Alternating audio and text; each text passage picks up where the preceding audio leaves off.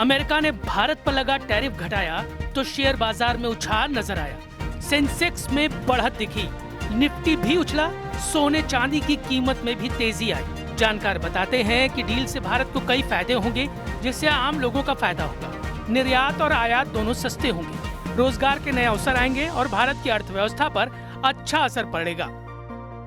कहा जा रहा है कि टैरिफ घटने से टेक्सटाइल, फार्मा और मेडिसिन, आईटी और ऑटो पार्ट्स, जेम्स और ज्वेलरी, खेती और प्रोसेस्ड फूड जैसे सेक्टर को ज्यादा फायदा होगा।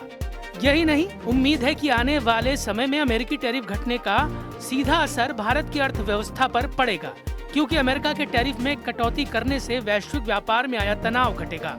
आमतौर पर ट्रेड टैरिफ और आर्थिक तनाव के समय सोने चांदी को सुरक्षित निवेश माना जाता है। टैरिफ कम होता है तो वैश्विक व्यापारिक तनाव कम होगा, इससे निवेशकों का डर कम होगा और वो सोने चांदी से पैसा निकालकर शेयर बाजार में लगा सकते हैं। इससे सोने चांदी की कीमतों में मामूली गिरावट या ठहराव आ सकता है। टैरिफ कम होने से भारत का निर्यात बढ़ेगा, जिससे डॉलर के मुकाबले रुपया मजबूत होगा।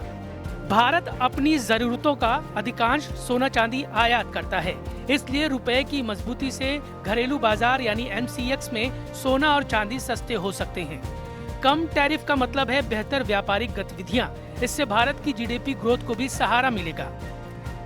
One of the reasons why the FPIs have been holding back for all entire 2025 was largely due to the trade uncertainties, because it's not only the tariffs which matter, but also the signals that it gives, saying that India and US were kind of going apart.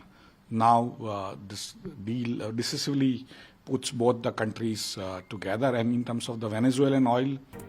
इस deal के बाद और tariff घटने की खबर के बाद खबर आई कि भारत कई क्षेत्रों में इस डील से बाहर रहेगा, जिसमें संवेदनशील कृषि उत्पाद और डेयरी सेक्टर शामिल है, क्योंकि भारत दूध, घी, पनीर जैसे डेयरी प्रोडक्ट पर अमेरिका को कोई रियायत नहीं देगा। सस्ते आयात से किसानों को नुकसान हो सकता है, इसलिए रेड लाइन तय की गई, क्योंकि सरकार मानती है कि ये सेक्टर छोटे किसानों की रोजी रोटी से जुड़े हैं।